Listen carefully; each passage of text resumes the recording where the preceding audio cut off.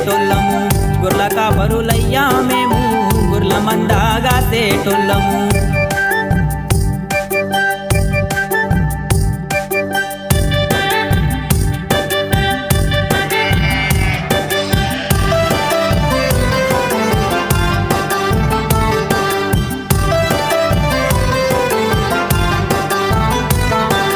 తప్పేమీ లేకున్నా తలదించుతామయ్యా మంద కోసం మాటలెన్నో పడుతామయ్యా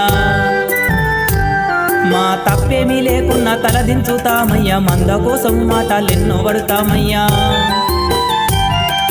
కాపయ్య ఏమన్నా ఎదురేమి అనబోము కాలితో తన్ని నా కన్నోడనుకుంటాము